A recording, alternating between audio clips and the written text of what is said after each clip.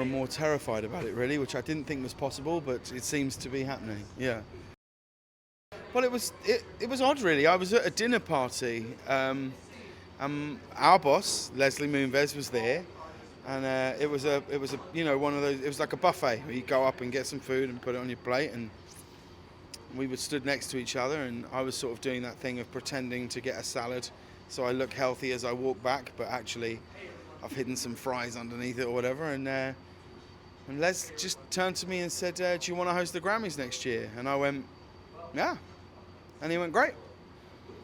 And then just sort of walked off. And I called my best friend Ben, who's producing the show with me, and said, I think I might have just been asked to host the Grammys. He went, yeah, probably, sounds like it.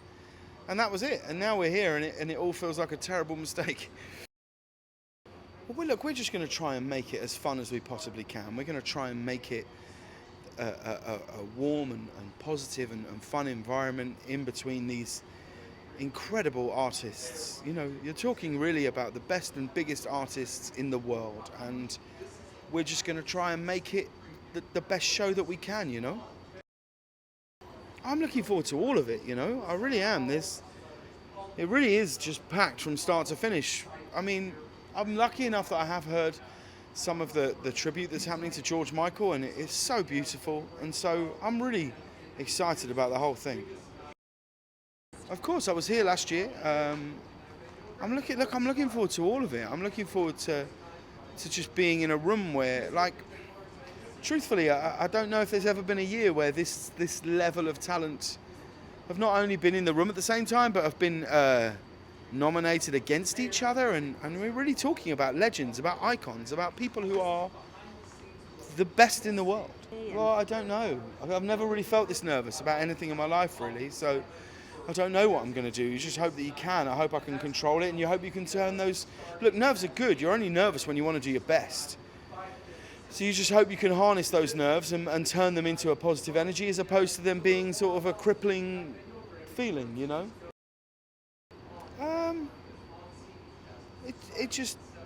Well, my father was a musician, my grandfather was a musician, his brothers are musicians, and so music has just always been in our family, in the same way that, you know, music's just in your life, isn't it? I always find it slightly odd when people say, oh, I'm really into music. So I sort of think, well, that's just a given. Who isn't into, who does, you know, who's going around going, oh, I really don't like music, you know?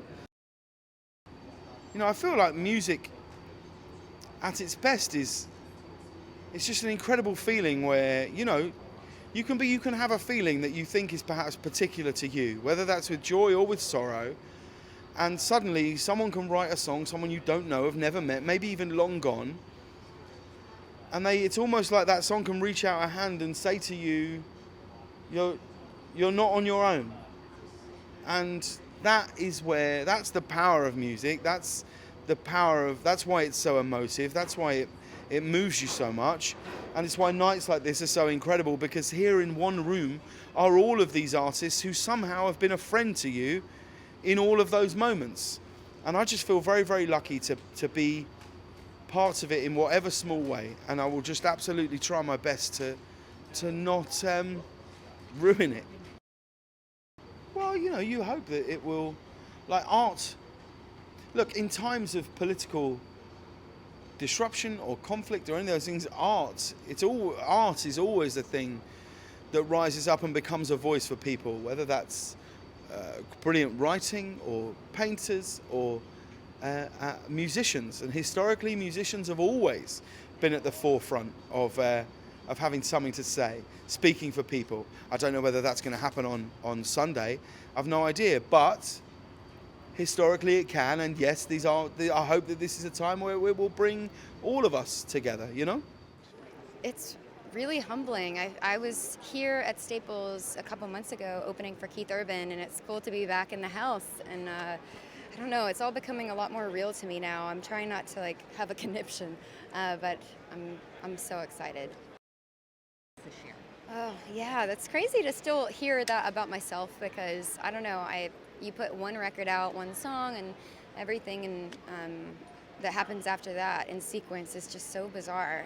But it's been such a crazy year, and to sort of cap it off at the Grammys because I remember sitting on my friend's couch watching the Grammys a year ago, and watching Meghan Trainor win Best New Artist. I never thought that a year later I would be nominated and performing. So I'm super excited to be performing with Alicia because we're friends and we've performed together before. So it almost feels like the most organic thing in the world to just be up there with her.